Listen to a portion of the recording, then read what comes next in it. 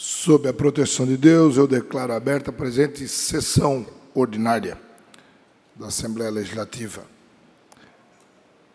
Cumprimentando todos os ouvintes da TVA, o Radael, senhoras e senhores deputados, eu convido o senhor deputado Rodrigo Minuto, de forma ad hoc, para que faça a leitura da ata da sessão anterior.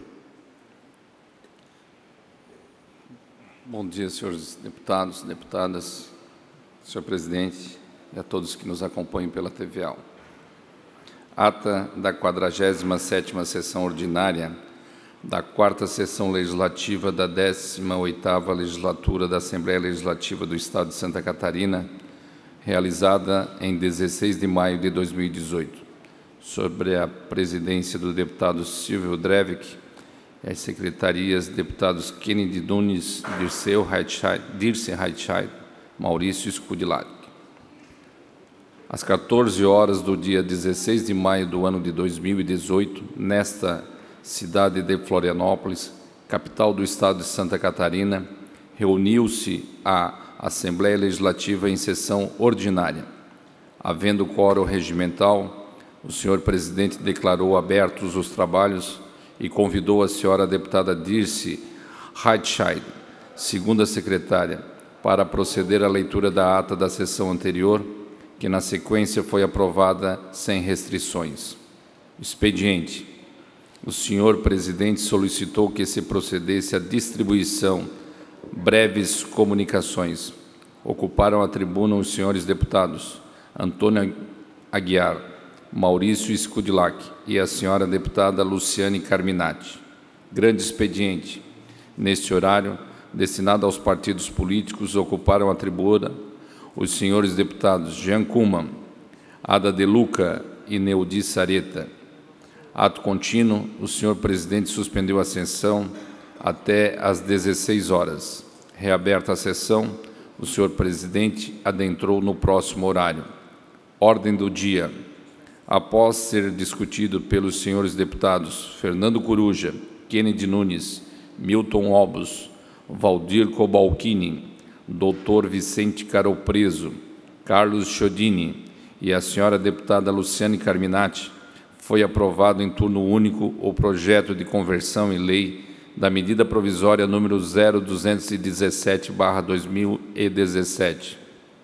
Ainda foram aprovados, em segundo turno, o projeto de lei número 022/2018, em turno único, os projetos de lei número 014/2018, com emenda modificativa, e 090/2018, com emenda substitutiva global. Foram aprovados o pedido de informação número 087/2018 e as moções números 0138 a 0141/2018. Outro sim, o senhor presidente deferiu os requerimentos números 0413 e 0414/2018 e comunicou que encaminhará aos destinatários as indicações número 0263 a 0265/2018. Na sequência, o senhor presidente encerrou a sessão e convocou outra extraordinária para as 16 horas e 35 minutos. Para constar, o segundo secretário lavrou a presente ata. Obrigado, deputado Rodrigo Minuto. Em discussão, a ata que acaba de ser lida. Como nenhum dos senhores deputados queira discuti-la, dou-a por aprovada. Pela ordem, deputado Natalino. Senhor presidente, para registrar a presença do empresário Aldo Apolinário, do sul do estado de Santa Catarina, de Araranguá, pré-candidato a deputado estadual pelo Podemos. Seja bem-vindo aqui, Aldo Apolinário. Muito obrigado, senhor presidente. Obrigado, deputado. Questão de ordem, senhor presidente. Senhor Aldo, seja bem-vindo. Cumprimentar Vossa Excelência. Deputado Valduga. Gostaria também, senhor presidente, de registrar a presença da Joelma Pauletti, uma empresária também do município de Monte Carlo, que nos visita nesse dia de hoje. Obrigado, senhor presidente. Breves comunicações com o orador inscrito, o deputado Ismael dos Santos.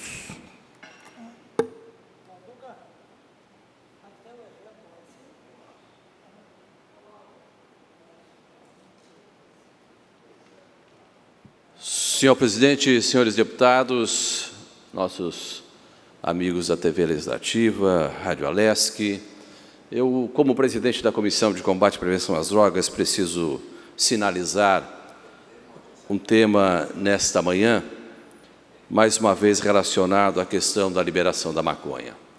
Senhoras e senhores, durante décadas se aprovaram leis e se afrouxaram outras. Durante décadas não se investiram em segurança pública, nos presídios, não se enfrentou a epidemia da violência. E agora, como sempre, alguns defensores da maconha, mais uma vez, querem liberar o uso da maconha em nosso país. Eu gostaria que os telespectadores acompanhassem comigo, junto com os deputados que aqui estão nesta manhã, um vídeo que transita nas redes sociais da senhora Luciana Genro, ex-deputada federal e que se diz aí pré-candidata a presidente da República, que numa fala desconexa, eu, com todo respeito, não sou perito em medicina, mas até acho, senhor presidente, que ela fumou um baseado antes desse pronunciamento, e ela convida a garotada de Porto Alegre para agora, no próximo sábado, para a Marcha da Maconha. Por favor, nos ajude na tela ali a nossa assessoria, para a gente acompanhar esse discurso de 40 segundos. Para essa guerra acabar. A pergunta feita pela Marielle, poucos dias antes de morrer, está mais atual do que nunca. E nesse próximo sábado, na Redenção, aqui em Porto Alegre, nós vamos ter a Marcha da Maconha, um momento para refletir sobre essa política de extermínio à juventude negra, sobre essa política de hiperencarceramento que é a chamada guerra às drogas, uma verdadeira guerra aos pobres, guerra à juventude da periferia. Essa guerra precisa acabar, ela fracassou no mundo inteiro e é hora de uma nova política de drogas no Brasil e no mundo. Participe da Marcha da Maconha, nesse sábado, às 16h20, na Redenção. Obrigado. Ora, senhora Luciana Genro, que teoria absurda é essa? Olha só, quer dizer que combater o tráfico significa combater os pobres.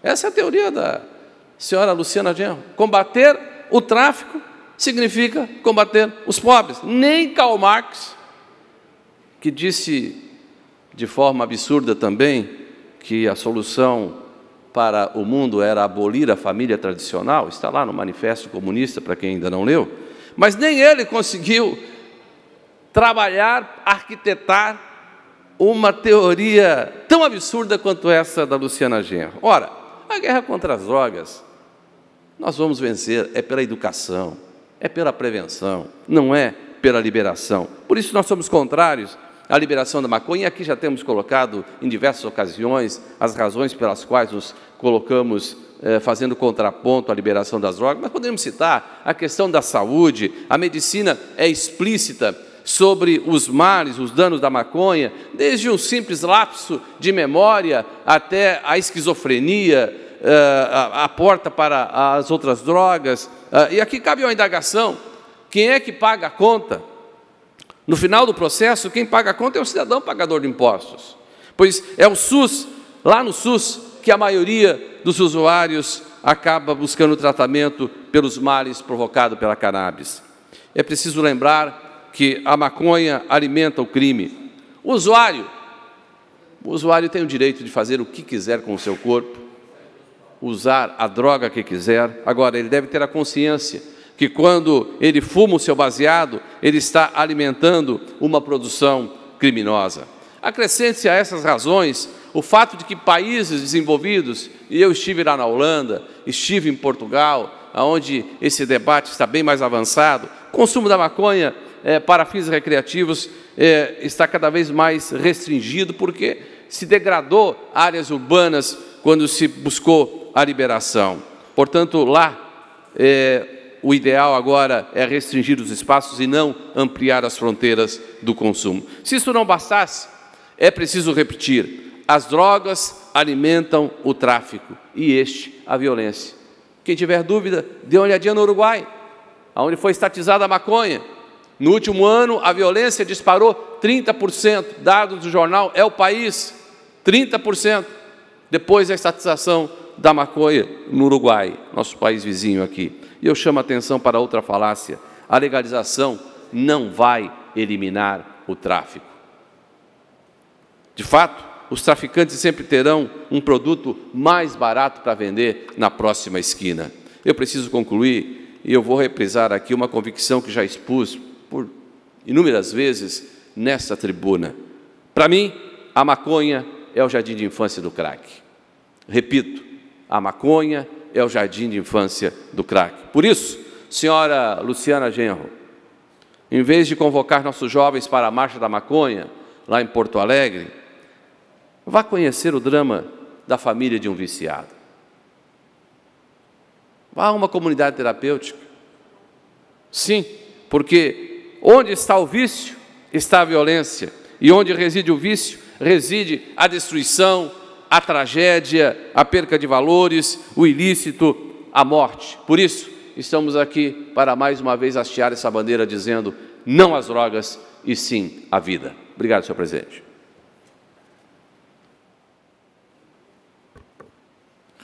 Obrigado, deputado Ismael. Não tendo mais oradores inscritos, nem horário dos partidos políticos também sem oradores inscritos, eu passo, então, à ordem do dia, onde esta presidência comunica que defere os seguintes requerimentos. Requerimento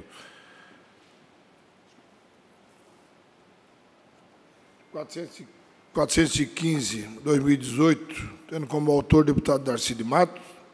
Requerimento 416/2018, tendo como deputado Marcos Vieira. E o requerimento 417, tendo como autor o deputado Valdir Cobalcini. Fim da ordem do dia. Temos um pedido de suspensão feito pelo deputado, iniciado pelo deputado Valduga, com a assinatura dos demais líderes de partidos dessa casa. O deputado Valduga pede desculpas por ter que se ausentar do plenário para a abertura de uma audiência pública aqui no plenarinho, mas mesmo assim nós vamos dar andamento. E esse pedido de suspensão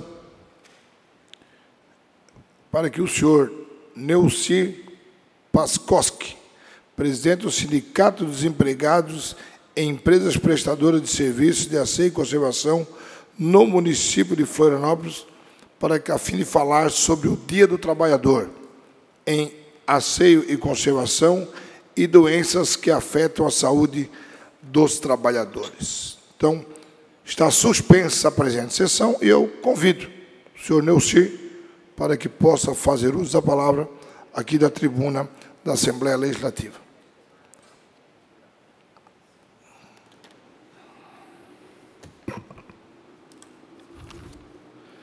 Primeiramente, meu bom dia, deputado Marcos Marcondes, que preside essa sessão. É um prazer estar falando aqui na tribuna, em nome dos nossos trabalhadores de asseio e conservação do Estado de Santa Catarina. Agradecer também ao deputado César Valduga, que nos concedeu esse espaço para estar falando, e dizer aos trabalhadores, a quem nos assiste, a quem nos escuta, né, a importância da nossa categoria, né, e o dia de ontem foi o dia 16 de maio, né, dia em que se comemora o Dia do Trabalhador em Asseio e Conservação, instituída pela Lei 16.778, em 30 de novembro de 2015. Né. Nossos trabalhadores em asseio e conservação, aqui na Assembleia Legislativa, mais conhecida como o pessoal da limpeza, pessoal da Copa, né, pessoal do cafezinho, né, que são representados pela nossa entidade sindical. Dizer que, nesse dia de ontem, nós estamos comemorando a data desses trabalhadores efetivamente em nosso Estado. Data esta aqui para trazer visibilidade à nossa categoria, uma categoria invisível aos olhos de muitos, né? lembram dele na hora em que a sua mesa, o chão, parede, vidro ou alguma coisa em seu local ou seu ambiente esteja sujo.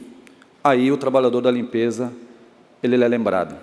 Muitas vezes, sequer sabem o nome daquela trabalhadora que está naquele local, que, infelizmente, isso é uma realidade que acontece nos nossos trabalhadores, né? Então, a lei trouxe mais visibilidade para nossos trabalhadores em asseio e conservação, trazendo eles a realidade da nossa sociedade, coisa que não era, antes de 2015, vista, muito poucos lembrados, sequer cumprimentado esses trabalhadores. Então, nós, do Sindicato de Asseio e Conservação no município de Florianópolis, nós comemoramos no dia de ontem o Dia do Trabalhador de Asseio e Conservação. E, para isso, a entidade sindical está inovando, trazendo projetos na área da saúde dos trabalhadores. Estamos indo nos locais de trabalho para falar sobre a saúde do trabalhador. Trabalhador este que trabalha em locais com ambientes insalubres, né? E que precisam estar cientes da sua condição de saúde e estarem preparados para aquele trabalho. Nesse sentido, a entidade sindical vem ministrando nos locais de trabalho reuniões com os trabalhadores e palestras, onde é que nós falamos sobre o câncer de mama, onde é que nós falamos o câncer de próstata, onde é que nós vamos falar sobre a questão da violência doméstica, né? E vários outros assuntos ligados à questão social dos nossos trabalhadores. Porque o sindicato, ele é um órgão de luta, que luta pelos direitos trabalhistas, luta por melhores condições de salário, melhores condições de trabalho, luta por melhor vale-alimentação, mas nós não podemos ficar somente nesse tipo de luta. Nós também temos que se engajar na questão social de cada trabalhador e cada trabalhadora que nós representamos. Por isso, fazemos esse trabalho dentro da entidade sindical e fora dele, falando sobre a questão da saúde das trabalhadoras, porque um trabalhador, quando ele está com a saúde em dia, com certeza o trabalho rende, a vontade de trabalhar é muito maior e os problemas se resolvem muito mais facilmente. Quando um trabalhador adoece ou está acamado ou tem algum problema de saúde, ou dele ou de um familiar, isso prejudica, inclusive, na hora de fazer a sua prestação de serviço, porque ele está com a cabeça lá naquela pessoa que está doente. Então, o sindicato, ele vem para fazer um trabalho social nesse sentido também, né? Lutamos, é claro, pelas condições salariais dos nossos trabalhadores, mas o principal que a gente foca, que a gente está atuando agora esse ano, é na saúde dos nossos trabalhadores. E dizer, principalmente, agradecer a todos os trabalhadores no estado de Santa Catarina que depositem suas confianças nas entidades sindicais laborais, que procurem os seus sindicatos, né, para discutirem não só a questão salarial ou algum problema pontual da sua empresa, mas também para falar dentro do sindicato sobre saúde, sobre outras questões sociais, a violência doméstica que atinge muitas nossas trabalhadoras, né? Então, é importante que os trabalhadores procurem seu sindicato, cobrem de seu sindicato a atuação deles. O sindicato não é aquela diretoria que está lá dentro, o sindicato são todos os trabalhadores. Por isso, a importância dos trabalhadores procurarem seus sindicatos, estarem junto com o seu sindicato e cobrarem, principalmente cobrarem do seu sindicato, da sua direção, a atuação dentro da sua base, dentro da sua categoria, dentro da sociedade. Sindicatos têm um papel muito importante na sociedade, um papel importantíssimo que nós temos que valorizar. E os trabalhadores têm que procurar os sindicatos quando tem seus problemas, mas também não só quando tem seus problemas. Vai lá, visite o seu sindicato, veja como é que funciona e compartilhe com seus colegas de trabalho a importância que é de ser sindicalizados. Então, eu agradeço aqui ao deputado Mário Marcondes, que está presidindo essa sessão, em especial também ao deputado César Valduga, que abriu esse espaço para a gente falar em nome dos trabalhadores do Estado de Santa Catarina, e dizer que o dia de ontem ficou marcado na nossa história do nosso sindicato e será marcado para o resto de nossos dias enfim, para a nossa sociedade.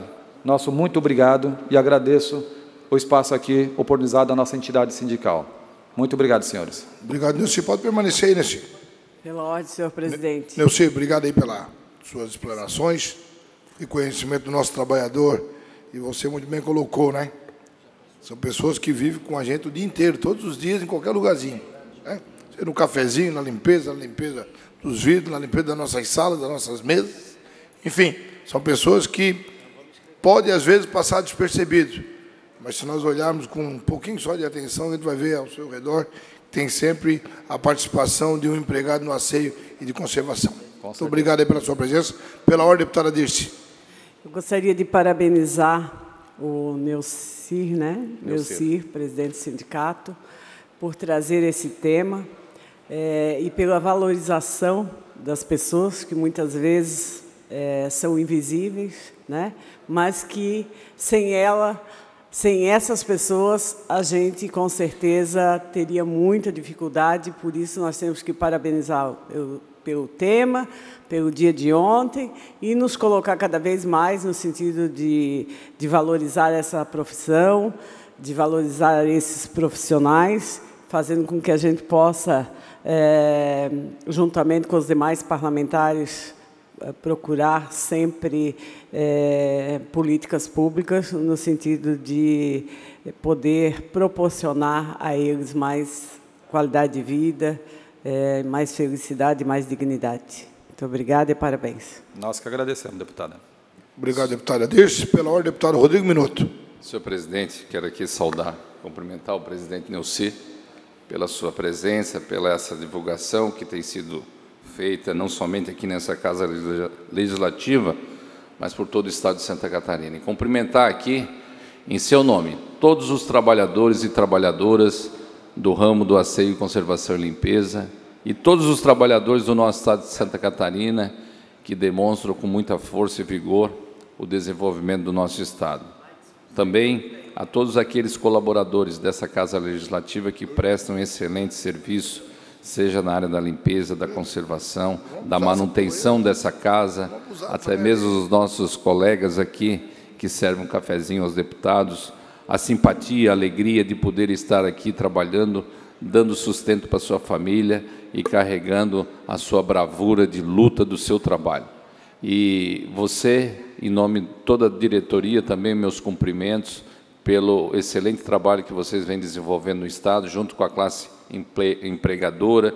É uma relação realmente de construção do fortalecimento do emprego e do trabalho no Estado de Santa Catarina.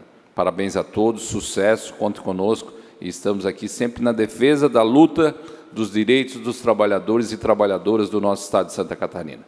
Parabéns, sucesso. Nosso agradecimento.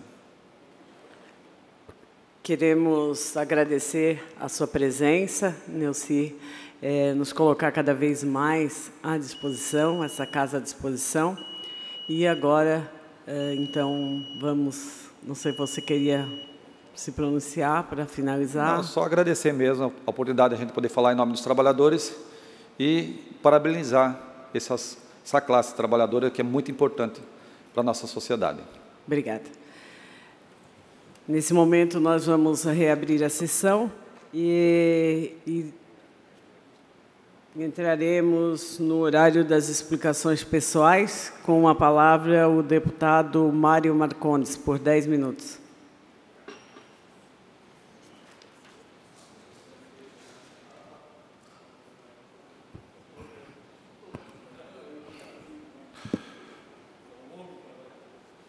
Bom dia, deputada Dirce, que ora preside esta sessão, senhoras e senhores deputados, ouvintes da nossa TV Alesc, Rádio Alesc, público que nos honra com sua presença na manhã desta quinta-feira, mais uma sessão ordinária do Poder Legislativo catarinense. Senhora presidente, o que me traz na tribuna na manhã desta quinta-feira foi mais uma tomada de decisão referente à construção de presídios em Santa Catarina. Isso tem sido comum nos últimos governos, as escolhas de locais inadequados para a construção de presídios em Santa Catarina. E por que eu digo inadequados? Porque esse assunto não consegue evoluir, não tem uma pretensão de construção de um presídio em Santa Catarina que não acabe em demanda judicial.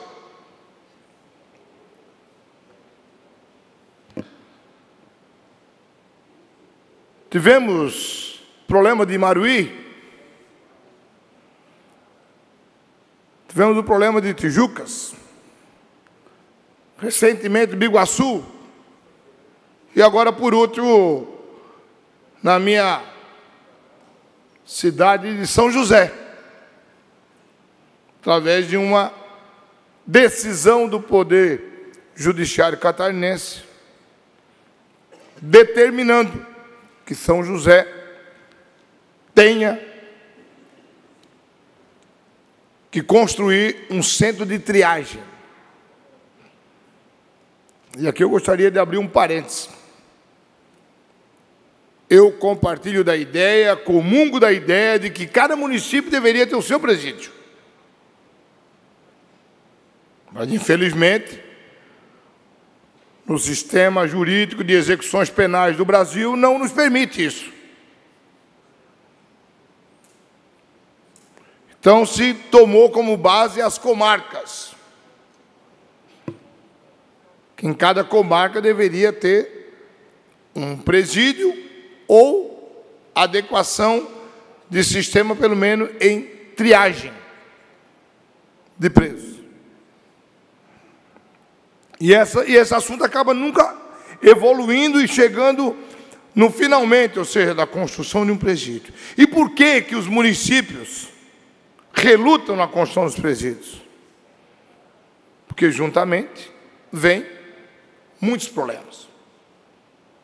Vem aumento de população, consequentemente, as demandas sociais aumentam em saúde, educação, em segurança, infraestrutura, habitação, enfim.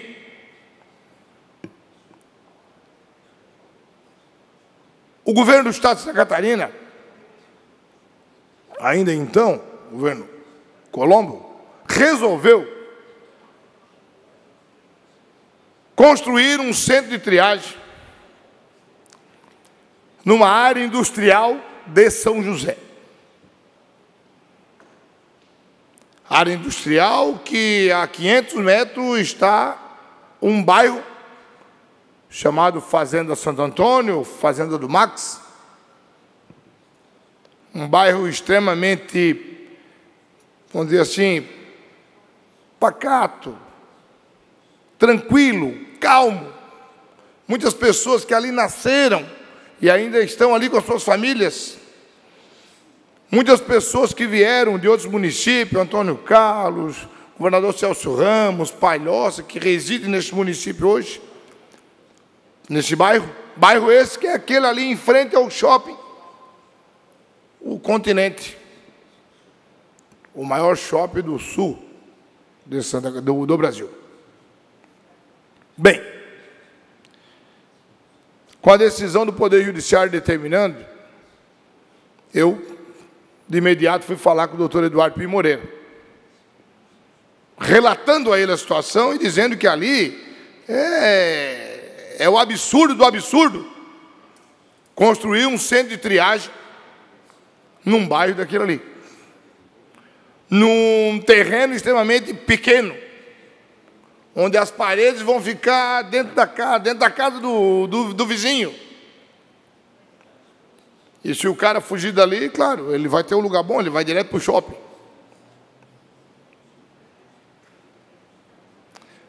Tive a felicidade de ouvir da boca do doutor Eduardo Pim Moreira que ali, naquele local, não será construído o centro de triagem. Prefeitura de São José, da oportunidade, já lá atrás, ainda com o governador Raimundo Colombo, ingressou com ação judicial, alegando que o plano diretor não permitia que naquele local fosse construído equipamento comunitário de qualquer natureza. Muito menos um centro de triagem. Que nós sabemos, e vou falar aqui como profissional do direito, nós sabemos que esse centro de triagem não existe. A gente sabe que centro de triagem vai chegar ali, não vai fazer triagem, coisa nenhuma, vai parar ali. Ali vai virar mais um presídio. Como hoje existe em várias delegacias espalhadas no estado de Santa Catarina, onde os presos não têm para onde ser locados dentro dos presídios, dentro das casas de detenções, e ficam reclusos dentro das delegacias. Já foi ofertado ao governo do estado, e esperamos evoluir nesse assunto, um outro terreno, mas o governo do estado teria que pagar por esse terreno. E esse terreno, a priori, poderia ser lá na Alça de Contorno, um lugar sem muita população ainda, ou então acoplado ao próprio presídio de São Pedro. E por que acoplado? Primeiro, faz parte da comarca de São José. Segundo, lá tem toda a estrutura já montada de segurança, toda a estrutura montada de malha viária para entrada e saída dos presos. E lá, como a construção é de um centro de triagem, estaria no lado do presídio. Vai passar pela triagem, vai fazer toda aquela movimentação, e em seguida vai para o presídio que está no lado. Facilitaria e muito a logística. Então esperamos que a Prefeitura de São José, juntamente com o governo do estado de Santa Catarina, chegue num acordo de que o centro de triagem do município de São José não seja feito na Fazenda Santo Antônio, que é um absurdo. É um absurdo, absurdo, se nós construímos, deputado Natalino, um centro de triagem para 200, quase 300 presos, num bairro industrial, e que a 500 metros, um bairro residencial, em frente a um shopping. Isso é o fim do mundo. Mas eu tenho certeza que o senhor governador do estado não vai construir ali, como ele mesmo me disse pessoalmente, e que a Prefeitura de São José ache uma gleba de terra dentro de São José para doar ao estado de Santa Catarina ou permutar ao estado de Santa Catarina para que se faça a construção do centro de triagem, famoso, chamando hoje já de Cadeião, em São José, em outro local que não seja a Fazenda do Max. Tivemos lá, participamos de um ato público na terça-feira, onde houve a manifestação contrária da classe política de São José, da classe empresarial, das lideranças comunitárias, no sentido de que não aceitam, não permitam que aquele centro de triagem seja construído dentro de um bairro populoso, dentro do município de São José. Então, esperamos aqui que se façam os melhores encaminhamentos. Não adianta a demanda judicial, se já houve a determinação judicial, não adianta, não vai ter reversão. E aqui não vou discutir o mérito da situação, mas eu vou discutir o lado social, o lado de um pouco de inteligência por todas as pontas, para que a gente faça a melhor escolha, que não deixe de construir um centro de triagem em São José, tendo em vista que São José é um município com 240 mil habitantes, e certamente que tem que ter, sim, o espaço para cuidar dos seus presos também. Deputada Dirce. Com certeza, o tema é super importante e merece mais um minuto, deputado. Obrigado, deputada Dirce. Eu pedi o meu minuto, que eu gostaria de conceder um espaço ao deputado Natalino, tendo visto que eu mencionei. A outra, então tá bom. Então, para fazer o meu encerramento da minha fala aqui, quero dizer a São José, população de São José, a Fazenda do Max, que esse deputado, como cidadão, sim, de São José, que me sinto por morar ali há 35 anos e já ter residido na Fazenda do Max, quero dizer que o centro de triagem não irá sair naquele local, por palavra do senhor governador do estado, e que nós vamos achar uma solução, sim, lá na alça de contorno viário, para que a gente possa construir o centro de triagem, o famoso cadeião aí, no município de São José. Era isso, deputada Edith. Muito obrigado. Pela ordem, senhor presidente. Concedida a palavra ao deputado Natalino Lázari. Senhora presidente, senhores deputados, para registrar aqui com muita alegria, com muita satisfação, com muita honra, a presença do Oswaldo Mafra. Ele é suplente de deputado federal e deputado federal em exercício. Porém, por isso está aqui nosso deputado federal, que nos representa em Brasília. E nós temos muitos pleitos, deputado Oswaldo Mafra, de interesse da nossa região do Vale do Rio do Peixe, que Vossa Excelência tão bem conhece, e também do estado de Santa Catarina, que precisam da força política do nosso estado lá no governo federal. Por isso, seja bem-vindo a esta casa. Muito obrigado pela visita.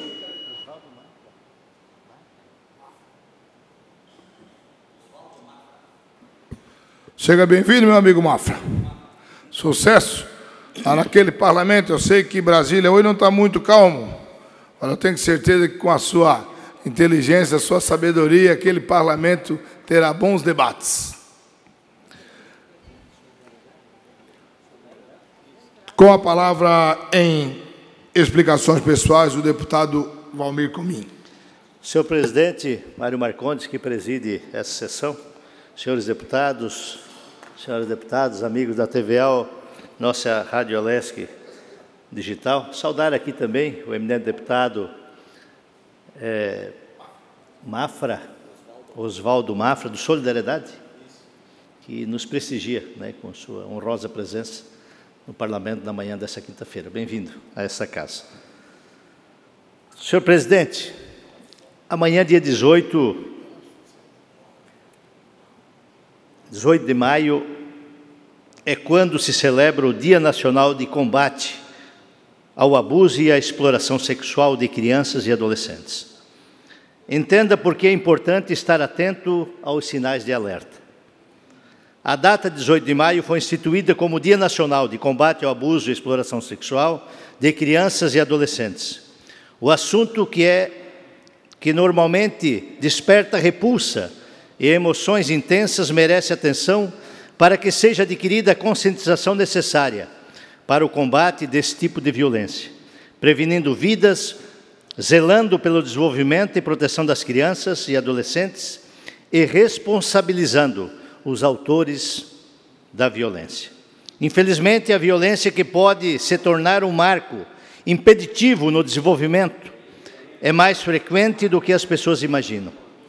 O Brasil, dados mostram que a cada hora 3 crianças são vítimas de abuso, representando que 70% dos estupros ocorrem com menores de idade. O que é violência sexual? Violência sexual é a violação dos direitos sexuais no sentido de abusar ou explorar o corpo e a sexualidade de crianças e adolescentes. A maioria das pessoas associam violência sexual ao ato de penetração forçado, quando, na verdade, a violência sexual infantil é muito mais ampla, gerando traumas devastadores em qualquer manifestação que ela ocorra. O abuso sexual é caracterizado pela utilização da sexualidade de uma criança ou adolescente para a prática de qualquer ato de natureza sexual. Portanto, estão previstos em lei e são considerados como abuso, toque, beijos, carícia e aliciamento, além da penetração forçada. Compreende-se que o abuso sexual infantil nem sempre está ligado a um ato violento ou doloroso, podendo envolver carinhos inapropriados, beijos e exibição e exposição da criança na prática de masturbação ou em um ambiente em que ela presencia a prática sexual, seja com um parceiro ou através de pornografia visual. Já a exploração sexual infantil engloba a prostituição de menores de idade, pornografia com vídeos ou fotos que poderão ser comercializados, tráfico de mulheres e turismo com motivação sexual. O agressor está mais próximo do que imaginamos. No Brasil, 95% dos casos desse tipo de violência são praticados por pessoas conhecidas das crianças. Em 65% dos casos, há a participação de pessoas do próprio grupo familiar. O agressor normalmente possui um perfil sedutor e costuma se beneficiar do vínculo de confiança e relação efetiva que já possui com a criança, envolvendo-se de uma maneira com que faça acreditar de que se trata de uma brincadeira, um jogo ou uma manifestação de carinho especial para ela ser privilegiada. O agressor costuma dividir segredos sobre quaisquer assunto que possam fortalecer o vínculo e previamente testar a capacidade da criança em não revelar informações. Ao sentir-se seguro para dar o segundo passo, cria no momento de violência um vínculo de segredo, passando a imagem de um laço íntimo e especial, no qual, para ser mantido, podem ser oferecidas recompensas, brinquedos ou até motivar temores e inseguranças na fantasia da criança, como de se ela revelar o segredo, seus pais poderão ficar bravos e abandonarão, sofrerão violência física, entre outros. Manifestação da violência sexual. Algumas crianças chegam a verbalizar as experiências e não é raro que os adultos acreditam tratar-se de fantasias. Vale lembrar que pesquisas apontam que apenas 6% das crianças relatam experiências que não são reais, principalmente pelas experiências nem sempre serem violentas e por serem realizadas por pessoas do seu círculo de confiança. Existe enorme dificuldade em entender o que possa estar acontecendo e, consequentemente, pedir ajuda. A criança não entende que está sofrendo um tipo de violência, ficando sem saber como agir ou reagir. É fundamental que os pais e professores fiquem atentos à linguagem não verbal de pedidos de ajuda ou sinalizações de trauma, normalmente expressos em comportamentos, produções gráficas ou produções lúdicas, podem ser sinais de abuso. Perturbações no sono. A criança tem dificuldade para dormir ou fica com o sono agitado, podendo haver ainda pesadelos recorrentes, como frequentemente os abusos ocorrem na cama. A criança acredita que, ao evitar o sono, poderá estar se protegendo do agressor. Alimentação. O apetite pode aumentar ou diminuir. Desempenho na escola, dificuldades de concentração, recusa na participação de atividades, queda no desempenho e aproveitamento escolar. Mudanças de comportamento bruscas e repentinas podem envolver desde o desinteresse por atividades que costumam lhe dar prazer, até regredir recorrendo a comportamentos infantis que já havia abandonado, como voltar a chupar o dedo ou a fazer xixi na cama. É comum também que apresente medos que não possuíam antes, como o medo do escuro. Nos desenhos chama atenção quando a criança, que nunca manifestou questões de sexualidade, passa a desenhar órgãos genitais, reproduções dela com expressão triste, posições sexuais, etc. O uso de palavras diferentes das aprendidas em casa para se referir às partes íntimas também é motivo de alerta. O agressor nem sempre é homem. Apesar de menos comum, mulheres também praticam violência sexual infantil. Dados da Polícia Federal revelam que a cada 10 pedófilos, 1 é mulher, ou seja, 10%. O que ocorre é que, em geral, as mulheres são denunciadas com menos frequência. Algumas razões podem estar ligadas a este fato: a ausência de penetração durante o abuso, a cultura machista que vê como algo normal as relações precoces entre meninos e mulheres mais velhas, ou o receio da família de, ao denunciar, transformar o fato em um trauma muito maior, interferindo na orientação sexual dos garotos. Prejuízos emocionais devastadores. A criança e adolescente estão em desenvolvimento não apenas em sua forma física, mas também nos seus aspectos psicológicos e emocionais.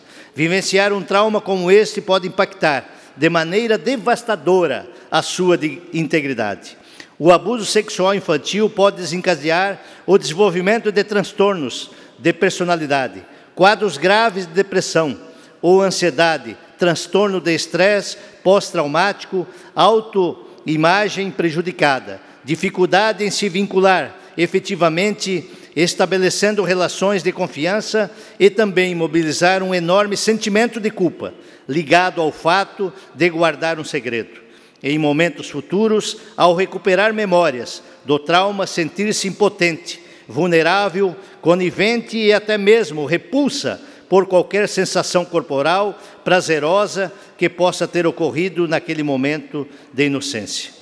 A culpa pode motivar comportamentos de autoflagelo e ideais suicidas, como se proteger. Como se proteger?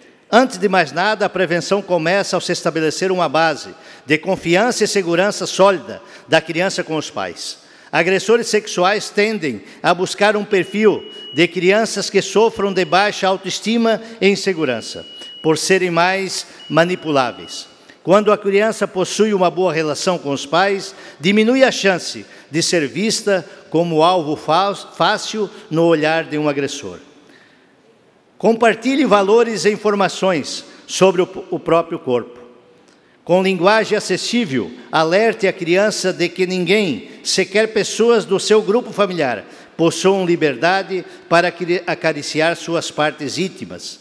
Incentive sempre a comunicação. Lhe concedo mais 2 minutos, deputado Gomes. Incentive sempre a comunicação, caso ocorra algo nesse sentido. Previamente, desfaça temores que o agressor possa construir. Assegure sempre que você não a deixará. Não sentirá raiva e que sempre estará aberta para dúvidas ou esclarecimentos. Seja seletivo com as pessoas que participam da vida de seus filhos, principalmente quando se diz respeito à intimidade. Avalie a escolha quem pode ter liberdade para entrar no quarto ou acompanhar a troca de roupas, um banho, etc. Acredite em seu filho sempre que trouxer alguma questão, ao invés de descartar imediatamente o relato, achando que se trata de fantasia e imaginação. Converse, investigue e questione. Ao confiar, você estará respeitando e zelando por seus direitos de desenvolvimento e proteção. Apoio e providências. Caso acredite que algo de errado está acontecendo com seu filho ou com uma criança que você conheça, não deixe de procurar ajuda. Dê um psicólogo para que seja feita uma avaliação. Esse é o caminho para oferecer um suporte emocional adequado, que permita a elaboração de traumas e a redução dos prejuízos. Violência sexual é crime e deve ser sempre reportada às autoridades. Não é necessário você ter certeza ou ter testemunhado um fato. Se você suspeita de que algo possa estar errado, pode denunciar anonimamente, através do Disque 100, Disque Direitos Humanos, através do 180 ou recorrendo ao Conselho Tutelar mais próximo. Senhor presidente. Dou 1 minuto, deputado. Pode concluir. O tema, ele é importante e recorrente. Foi um tema da novela, agora recente na Globo, presenciada por milhões de brasileiros e até internacionalmente falando, e nós precisamos combater radicalmente esse tipo de atitude, de abuso, de agressores, que, como diz a estatística, normalmente está dentro do bojo da família, na essência familiar, em uma linha atenuante de bom e de mau caráter, confundindo muitas vezes a família e iludindo as crianças ou adolescentes. Nessa esteira, senhor presidente, eu quero aqui reiterar o convite para a audiência pública que debaterá sobre o tema no município de Uruçanga, o primeiro seminário de combate ao abuso e à exploração sexual de crianças e adolescentes. Amanhã, às 13h30, promovida pelo município de Uruçanga através da secretária de Assistência Social, Isolete Duarte Vieira Gastaldon. Senhor presidente, obrigado pela oportunidade, a deferência de me oportunizar, né, um pouco mais de tempo, tendo em vista, né, a necessidade de divulgarmos, difundirmos, né, a todos os segmentos, amigo Wenzon, né, o que vem ocorrendo hoje a nível de Brasil e de maneira especial no âmbito do Estado de Santa Catarina. Assunto que, como eu disse, recorrente, que na maioria das vezes sempre achamos que isso só vem ocorrer com pessoas de outras famílias, mas que a qualquer momento pode estar acontecendo no bojo e na essência da nossa própria família.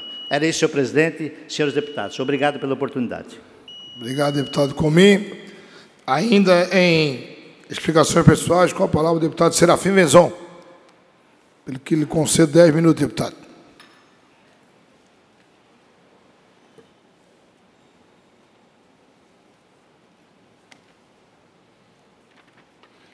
Deputado Comim, Vossa Excelência, que aborda esse tema muito importante, Vossa Excelência,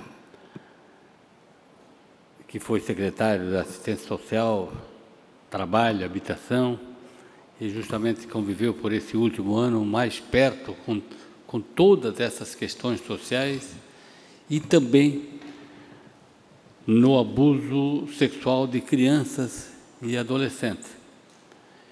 E esse número, essa data que é reverenciada o dia 18 de maio, amanhã, justamente ela foi marcado esse dia por conta de que em 1973, uma menina de 8 anos em Vitória, estado do Espírito Santo, foi sequestrada, violentada e cruelmente assassinada.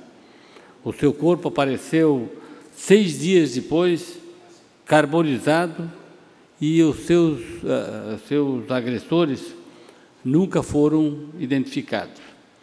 Então, o dia 18 de maio, o Dia Nacional do Combate ao Abuso e à Exploração Sexual de Crianças e Adolescentes, é comemorado justamente nesse dia. E esses números, a gente não tem muita notícia, porque eles acontecem caladamente. Como dizia aqui o Valmir Comim, o deputado Comim, geralmente eles têm vínculo com o próprio ciclo familiar. E aí, todo mundo quieto. Agora, nos últimos anos, que as mães, as pessoas passaram a ter coragem de anunciar, de dizer, de denunciar, e também a sociedade está tomando as providências, e como se vê que as providências são tomadas, mais pessoas vão, afinal, fazendo as denúncias. E por conta disso, aproximadamente 500 mil crianças e adolescentes que na idade de 7 a 14 anos foram vítimas de exploração sexual no Brasil. Foram mapeados pela Polícia Rodoviária Federal cerca de 2.000 pontos de exploração sexual de crianças e adolescentes nas rodovias, pontos de encontro, onde naturalmente existe a conivência de mais membros da família para que isso aconteça. Apenas 7 em cada 100 casos que são denunciados. E estima-se que a cada 24 horas, cerca de 320 mil crianças e adolescentes são exploradas sexualmente. Então, veja que o dia de amanhã, que é o dia 18 de maio, e que se marcou esse dia como o dia do combate à exploração sexual de crianças e adolescentes, requer de nossa parte, de toda a sociedade, uma reflexão justamente para serem identificados, para que as pessoas ajudem a identificar isso e que também se ouçam aqueles que denunciam e para dar o encaminhamento. A exploração sexual de crianças e adolescentes não é um problema exclusivo do Brasil. Trata-se, infelizmente, de uma questão mundial, como aponta um estudo realizado recentemente por organizações internacionais compromissadas com isso. No Brasil, a exploração sexual de crianças e adolescentes tem números assustadores. Da mesma forma, é assustador o desconhecimento da sociedade a respeito do assunto. E quando não há o desconhecimento, o problema é justamente a naturalização da situação envolvendo esses crimes no meio familiar.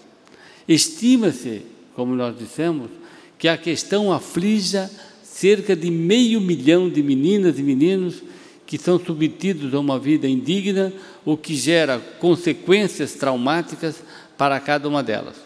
Diante desse quadro, o papel do poder público, setor privado e sociedade civil segue numa só direção: proteger essas meninas e meninos que já se encontram nessa situação e, sobretudo, evitar que outros ingressem nessas estatísticas.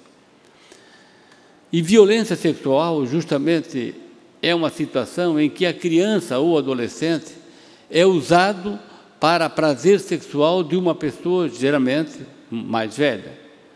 Ou seja, qualquer ação de interesse sexual, consumado ou não, ele passa ou é classificado como violência sexual.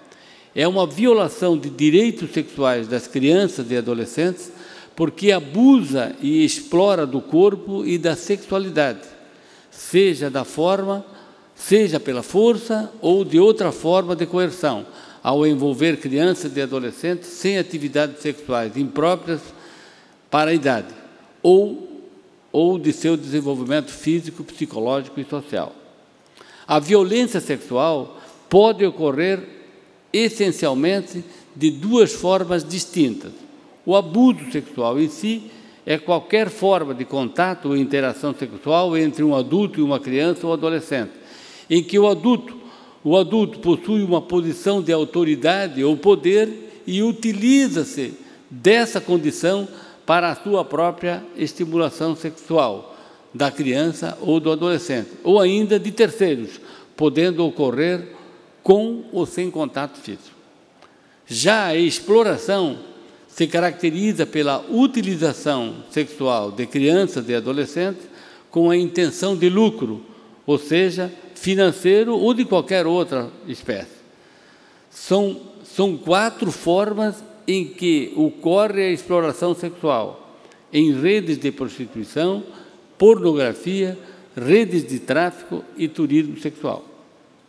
E a melhor maneira de combater a violência sexual contra crianças e adolescentes é justamente a prevenção. É necessário, então, um trabalho informativo junto aos pais e responsáveis, a sensibilização da população em geral, dos profissionais das áreas de educação, da área jurídica, com a identificação de crianças e adolescentes em situação de risco e o acompanhamento da vítima e do agressor. Por isso, além da prevenção, o combate a essa realidade exige que os casos sejam denunciados. Portanto, então, esse dia, e nós lembramos aqui na Assembleia, o dia 18 de maio, o dia de combate, o Dia Nacional do Combate ao Abuso e à Exploração Sexual, justamente para chamar a importância de as autoridades e a sociedade, de modo geral, de estar atenta a fazer as denúncias para que seja extinta da nossa sociedade essa forma de abuso. Muito obrigado. Obrigado, deputado Serafim Venzon. Não tendo mais oradores inscritos, nem assuntos a ser tratados na manhã desta quinta-feira, esta presidência, antes de encerrar a presente sessão, convoca outra ordinária para terça-feira, às 10 horas, como calendário especial. Está encerrada a presente sessão.